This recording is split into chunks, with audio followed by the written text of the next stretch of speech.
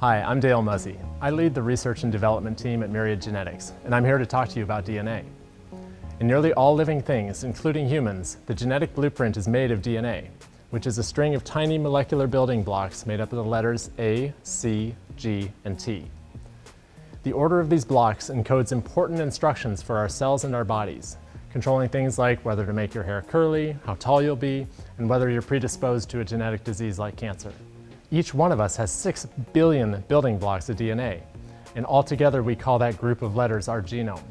To get some perspective of just how remarkably vast the genome is, think of it this way. If you printed out each block of DNA on a separate sheet of paper and stacked them on top of each other, that stack of paper would not only be taller than Mount Everest, but it'd be as tall as 35 Mount Everests stacked on top of each other. Yeah, the genome is a big place. One of my favorite things about DNA is that it shows how closely related we all are. When it comes to our DNA, all humans are 99.9% identical. We have a lot in common. However, it's the 0.1% that makes us unique. We call these differences genetic variants. Let's go into the lab to learn a little more about what genetic variants are and what they do.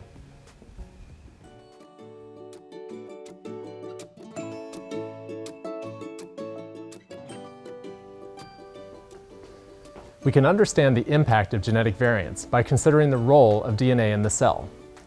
From the DNA blueprint, the cell can create a gigantic variety of microscopic objects called proteins that perform activities in the cell. A protein that serves a function in your cells is like an object that serves a function in your home. For instance, you may have a blender to make food, a sink faucet to control the flow of water, and a flashlight to illuminate dark places, like this one. Since I can't take you into the cell to see proteins, let's pretend that these DNA letters encode a portion of this flashlight.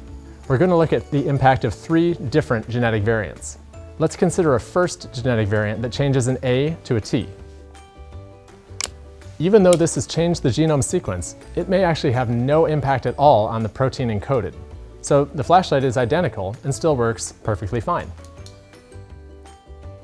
Many of the genetic variants that we carry do not have a negative impact on the function of the proteins they encode.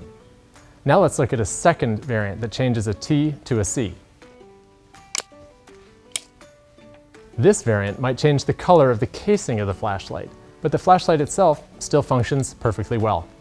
Now let's add a final variant where we insert a G.